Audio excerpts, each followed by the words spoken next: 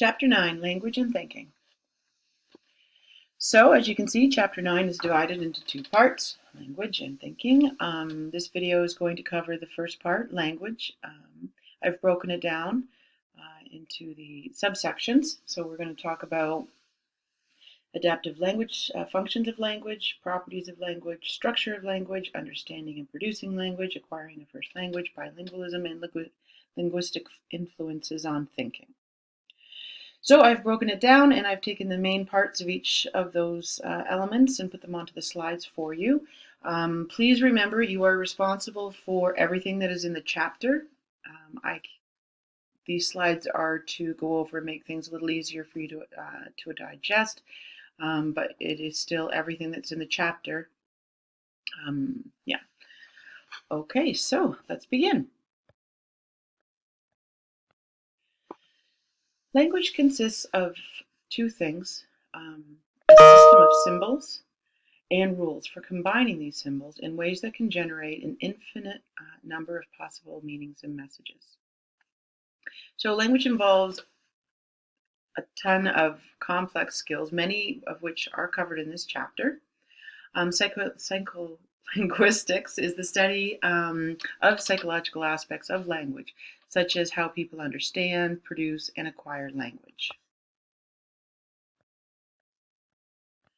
Part A, adaptive functions of language. So our current brain and brain structure achieved its present form probably about 50,000 years ago. So over the course of evolution, we became more and more social and a more socially oriented lifestyle that helped us survive and reproduce. We developed cognitive and linguistic skills over time that helped us with our survival. We began working in groups and hunting in groups, and our societies became more complex and interactive. And as our social groups became more interactive and we needed to develop them more, they became more developed as needs and different types of social problems evolved. So that's how we began to develop things like social hierarchies, social customs, and we needed to develop ways to transfer knowledge and communicate thoughts. Social development forced development of language to solve these new problems.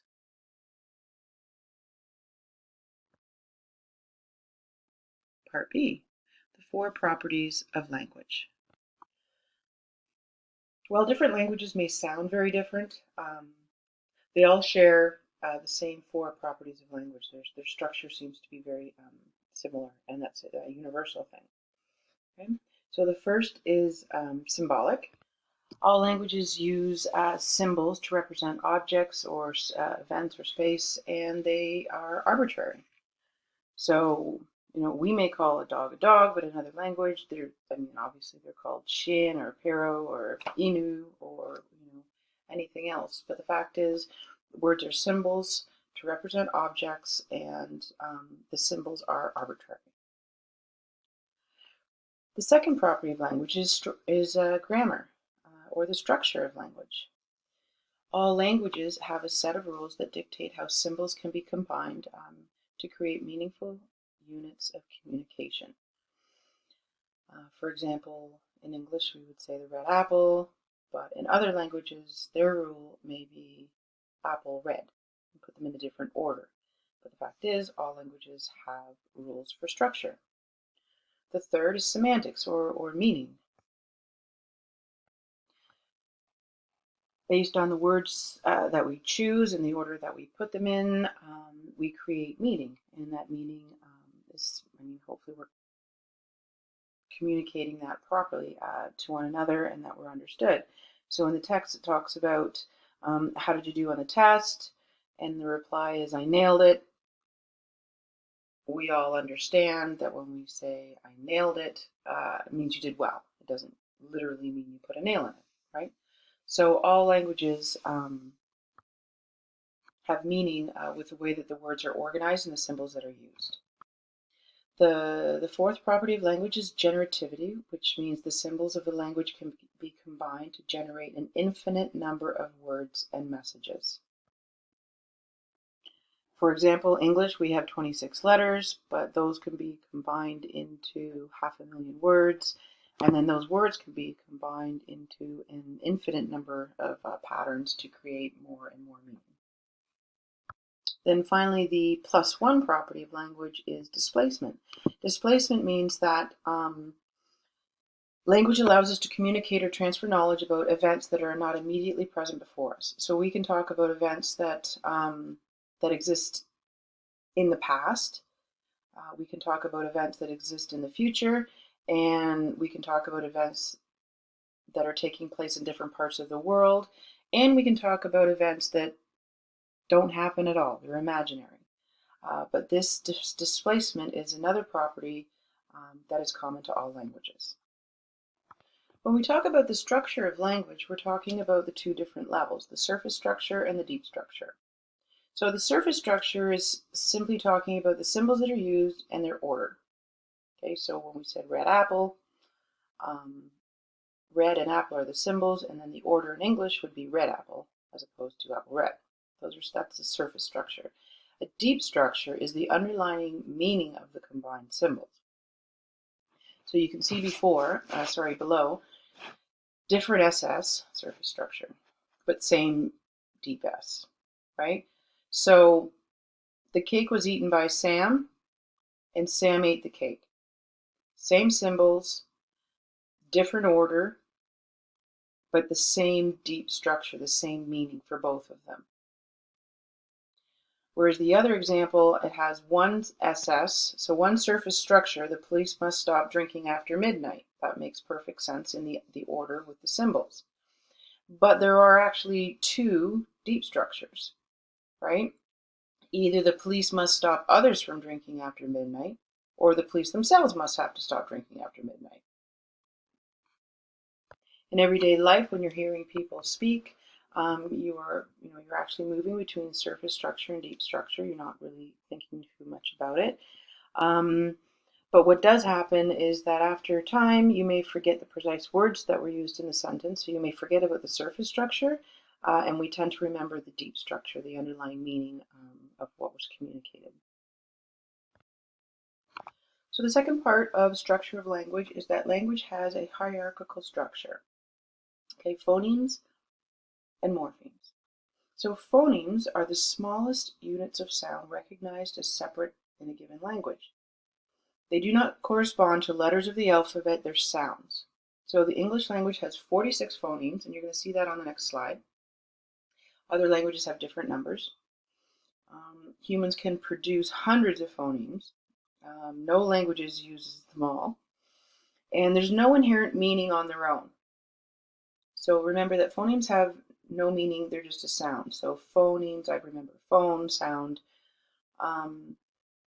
But they form meaning when they're combined into units. Okay? And those units are called morphemes. So smallest units of meaning, combination of phonemes. English's 46 phonemes can be combined into more than 100,000 morphemes. Syntax determines how phonemes combine into morphemes. You can't just slap random phonemes together to come into to create meaningful words. There's rules for how they go together. Some morphemes are single letters, like putting S has the meaning of making something plural. Putting ed has the meaning of making something past, generally. And then some are single syllable words, like hat, bat, when you combine them together. This chart is in the text on page 314. You can see here at the bottom you've got the phonemes with the different sounds, right? And when we take those different sounds and combine them together, following rules, of course, they become morphemes. So all those sounds becomes the players talked to the fans. So morphemes are not necessarily words. Sometimes they are, but they can also be other things, like play is a word, makes it the person, s makes it plural. Okay, and those three morphemes together makes the word players. Talk, ed, past tense. To, direction, the fan, s, plural, more than one. So those become the words. And then one level up from there is our phrases. That's right. The players talk to the fans. And then you get a sentence. The players talk to the fans. So words and phrases and sentences, that's pretty easy, I think. Remembering the difference between phonemes and morphemes, just remember that phonemes, like phone, sounds. And those sounds morph into meaning units. And meaning units can be the word play, or it can be or s, pieces that make meaning and change things into plural, more than one, past tense, future tense, anything like that.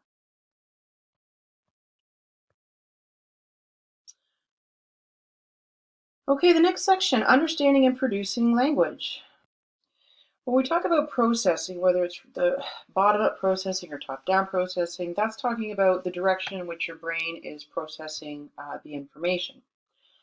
So bottom-up processing refers to how the individual elements of the stimulus are analyzed and then combined to form unified perception. So building blocks, right? So building blocks of a sentence, you put them together and then you try to create meaning from there. In the text, it was talking about context, and when somebody picked up the phone, or the husband picked up the phone, and they had said express scripts, but all he heard was prescripts, and he didn't understand what that was. There was no context to it, so he just took what he heard, the two pieces of information that he heard, which was prescripts, and put that together and tried to come up with meaning. So that's an example of bottom-up processing. So just think of building blocks when you're thinking of bottom up, and you're building from the bottom up. Top-down processing. Top-down processing is when sensory information is interpreted in light of existing knowledge, concepts, ideas, and expectations. So when you're reading something and your past or expectations or experiences that you've had with things sort of affects how you interpret things, right? So in the example in the text, they're talking about the bead store at the farmer's market.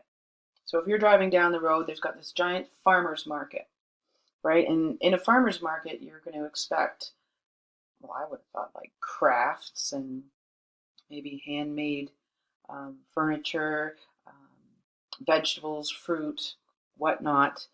And then it says the bead store. Well, I would assume that bread store. My brain would just read that as bread store, right? Because that's what you're expecting at a farmer's market, based on our understanding and knowledge about farmers markets, when it was actually a bead store. So that's an example of how context can influence how we understand things. Another example is the black square that I have there below. So the second letter in each word is ambiguous, but context, experience, and expectations allow us to read it as the cat. So it's the exact same letter, but on the top level, we interpret it as an H, because we are familiar with THE.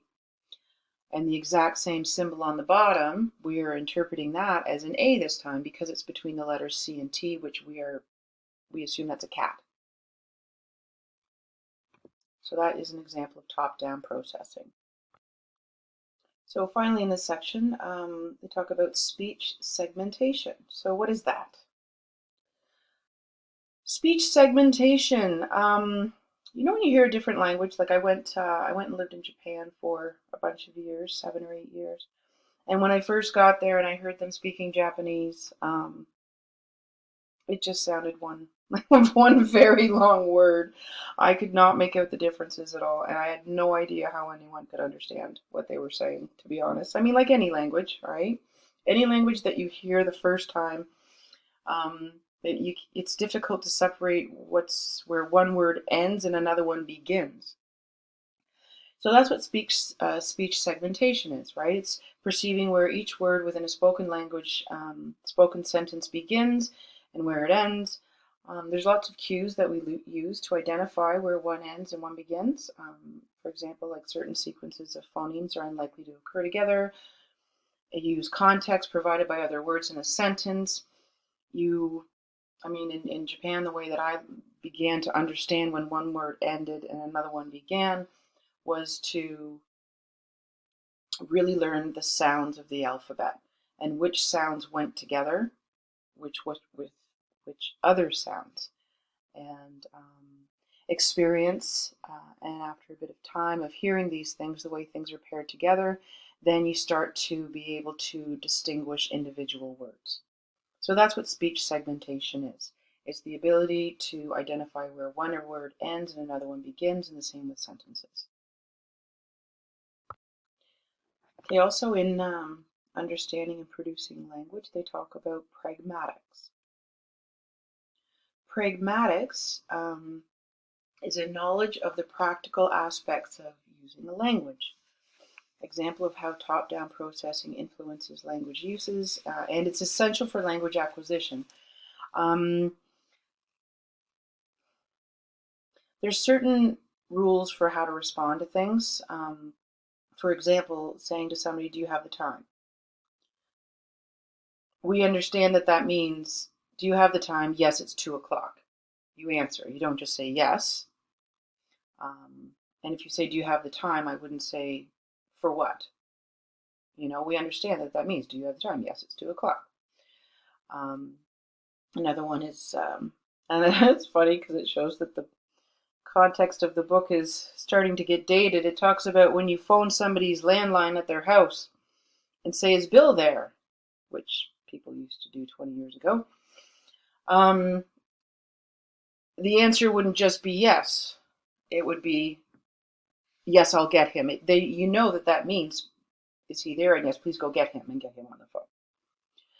So that's a really important part of learning a language, is not just learning the words and how things go together. It's learning the social context for things, right? It's embedded in the culture a little bit. So that's why when you're doing, if you're doing an ESL course or you're teaching ESL, one of the things you have to do is have part of the course being on explaining these things, right? Because if you're not from that culture, you may not understand, how to answer, "Do you have the time?" Or you may not understand how to answer, "Is Bill there?" Or, "Hey, I nailed that test," or, the other ones. Like maybe more current would be like, "Hey, how'd you do on that test?" It's like, "Oh my gosh, I like legit totally bombed that test," right? Or facts. I hear that now. So, anyways, yeah, it's the social context of language and the pragmatics, and it's really important for understanding language. Language functions, the brain, and sex differences. So the PET scans there, those are in your book, and the important things to remember here, it shows activity in this area. So Broca's area is responsible for speech production, generating, right? So, and hand motor control. So left hemifrontal. So to be honest, if I were remembering this, I'd be touching, hitting my left hemifrontal, Broca's area. Broca is a weird, name to try to generate. So that's generating speech production, is at the front, where your mouth is. Wernicke's area is for speech comprehension, which is in the rear temporal lobe. So I would be touching that part and remembering Wernicke is for hearing, it's closer to your ear, and that is for speech comprehension. What is aphasia? Is damage to either area. It results in impairment in speech comprehension or production, and it can be permanent or it can be temporary. Now, what do they say about sex differences? Neural systems seem to show that different organization in males and females. In the study that they described in the book, what they found was that When there was left hemisphere damage, males had more asphasic symptoms, right? More damage. And the females had more intact abilities. So what does this mean?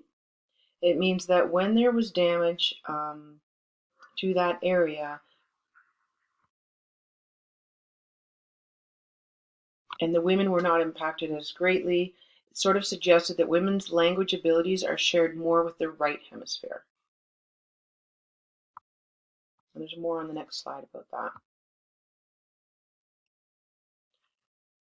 Okay, so as you can see here, there's brain activation as recorded by the fMRI, and shown in the red areas. So what this is showing, they were doing a language task.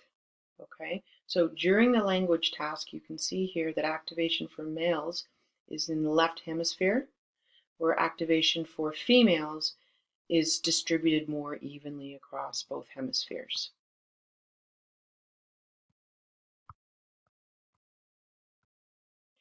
Acquiring a first language. We talked a bit before about how humans are biologically pre-wired or primed for certain things, right? We talked about how they're pre-wired for, say, fear, taste aversion, different things. So what they're talking about here is how humans are biologically primed to process language within a learning environment, a social learning environment, sorry. And the evidence that sort of points towards that is that children will master a language without any formal instruction whatsoever. We don't sit and teach our children how to speak, really. The first 2 or 3 years, we're speaking to them. We're using simple language, but we're not actually teaching them how to do it. They just learn to do it on their own. Another piece of evidence towards language being biologically primed with humans is that all languages have common deep structure. There's a lot of similarities across cultures. Infants from the age of 1 to 3 months vocalize an entire range of phonemes, and that's all infants do this. And between the ages of 6 to 12 months, infants or babies now discriminate sounds specific to their language. They're able to identify different sounds specific to them. So Chomsky, he coined the term LAD, language acquisition device, which is like an innate biological mechanism that contains the general grammatical rules. So he's saying that all humans have this. All humans have an LAD, which is innate within them, that contains these rules. Important in acquiring the first language is the social learning process. Plays a central role in language acquisition. You hear parents, they talk in high-pitched intonations, which is child-directed speech. And we tend to name objects and ask questions of the children, our children. And they talk about operant conditioning, right? So positive reinforcement of appropriate language. So when you're when you're being social with your children and going over, hey, what's that? And they say train, and you're doing the positive reinforcement for saying the proper word, and clapping and yay and giving rewards or whatnot. So that's what Skinner said was helping with the development for language acquisition. However, most psycholinguists now say that operant condition, they can't totally account for it because children learn so much so quickly. Simply saying that it's operant conditioning, it doesn't account for the speed of the acquisition. So by grade 2, children have learned up to 6,000 words. Another piece of evidence against operant conditioning, which, I think it's kind of interesting, is that parents don't correct grammar, they correct deep structure errors. Parents' corrections tend to focus on truth value. So if the child says, I have 2 foots, parents tend to say, oh, yay, right? Even though it's grammatically incorrect. But if they say, I have 4 feet, parents correct that one because you don't have 4. So for some reason, parents tend to focus corrections on the truth value as opposed to the structure.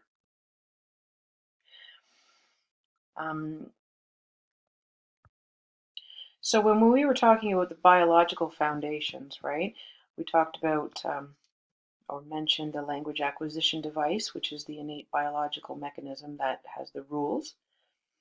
So in the area of social learning, Bruner, 1983, she coined the language acquisition support system. So this represents the social factors in the environment that facilitate language learning. So if you look at the biological and you look at the social, the two different parts of this section, by the way, it's likely that the LASS, the support system, social, and the LAD, biological, interact in a mutually supportive fashion.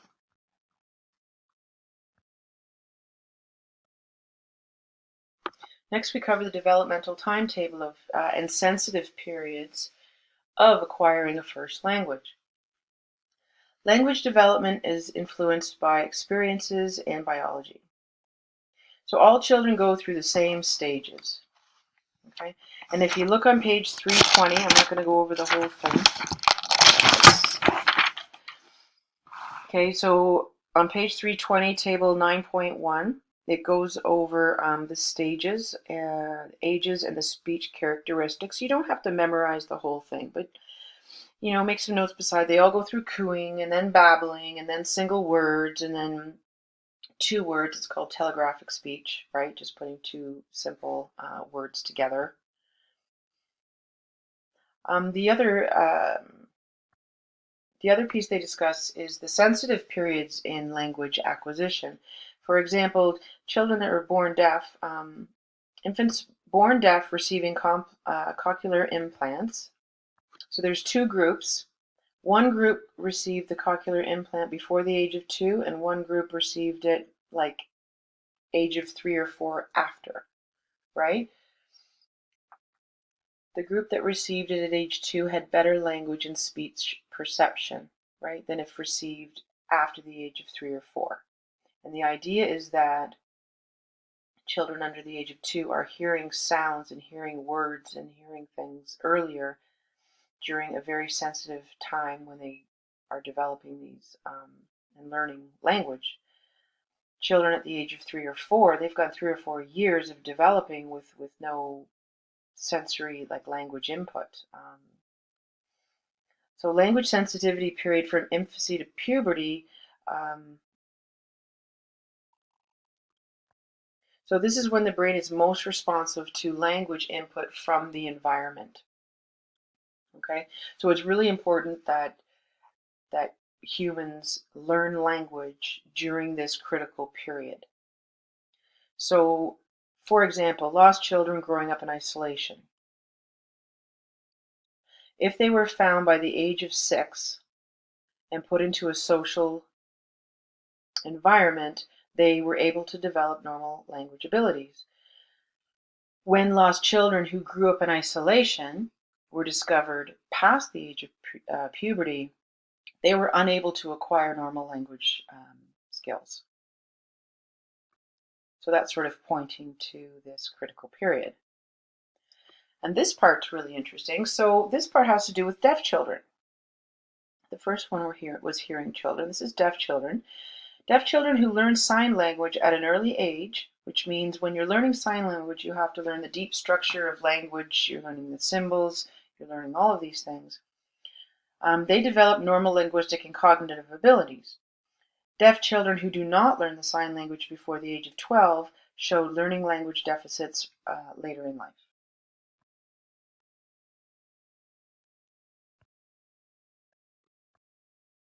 Bilingualism, learning a second language.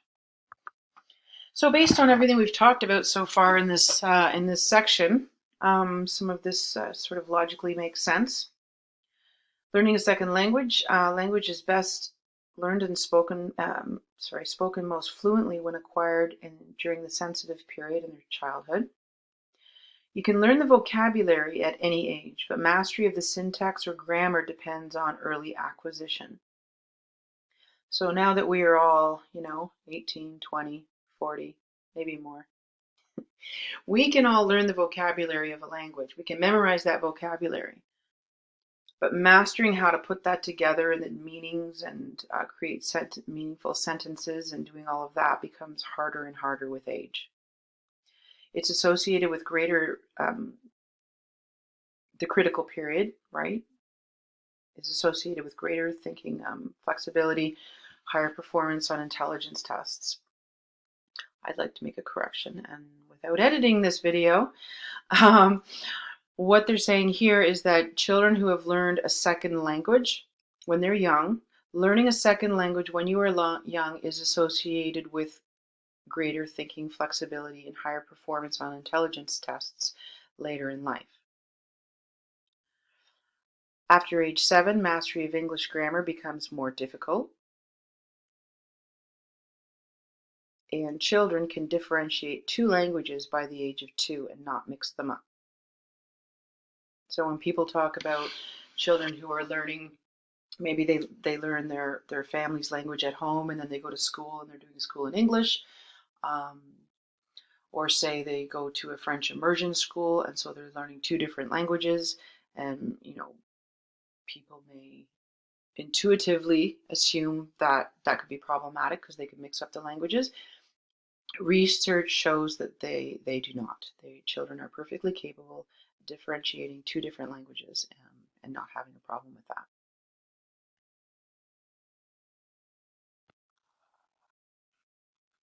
So this is a neat experiment that was that's presented in the text there. It's talking about the benefits of early learning of a second language and the increased flexibility of thinking, right?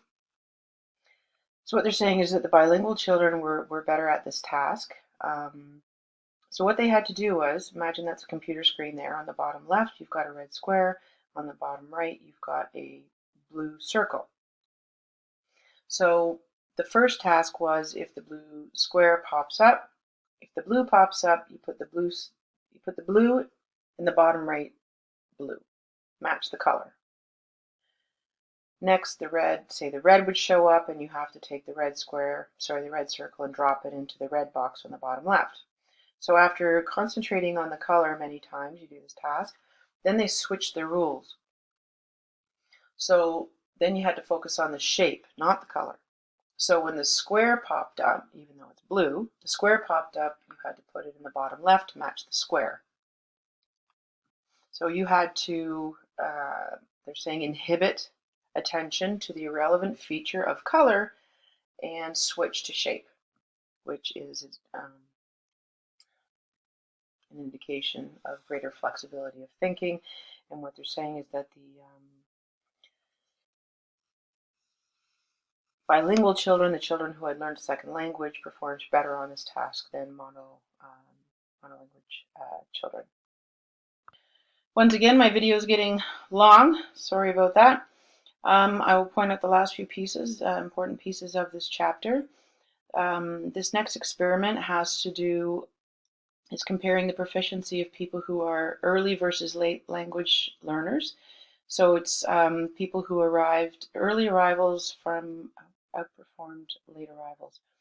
So children who arrived by the age of 7, between 3 and 7, mean English grammatical score is here, and then as the age of the children increased, right, as they arrived later and later, their score decreased.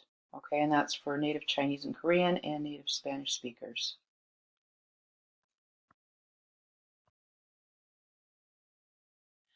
Does language influence how we think?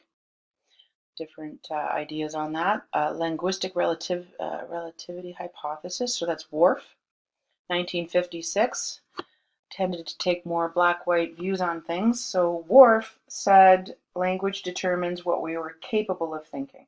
Very extreme view. Okay, so there's a couple of research studies in the text are talking about color.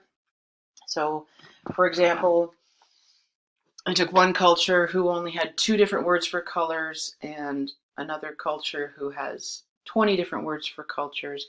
And if language determines the way you think, then the people who only have 2 words for colors it should be influencing their thinking. And the findings was that it does not. Okay. So the idea now is that linguistic, it influences how we think. Okay. Um, how we think, color perceptions, color perceptions. For example, language that we use, like gender stereotypes and that sort of thing, that we use in language can influence the way we think about things. There's some interesting examples in the text about that many, most are familiar with.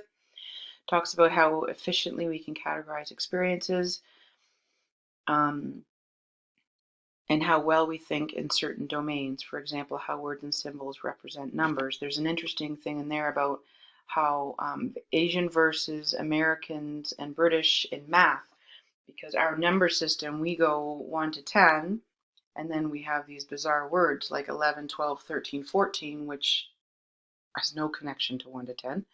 Whereas Asian categories, they have 1 to 10, and then 11 is 10 plus 1, 10 plus 2, 10 plus 3. And children are able to process that easier and faster, and it's demonstrated in the math scores, and the difference of the math scores. So here we talked about how language influences perceptions, decisions, conclusions that people draw. Sexist language influences the way we think, which is why it's so important to mind how we speak, because it does have a very strong effect on how people think and feel and make decisions about things. And then lastly, they talk about whether chimpanzees, can animals acquire language? Now, there's a section there, and there's a few different animals that they talk about. One that's very famous is Kanzi, the bonobo chap, who, by the way, shares more than 99% of our DNA, which is kind of super interesting. If you Google that and YouTube that, there's more to it than just language. It's kind of funny. Anyways, the research was done by Sue Savage Ramba in 1986. And what Kanzi was able to do was to use 80 complex symbols and produce 2 and 3 word combinations, and he could understand syntax.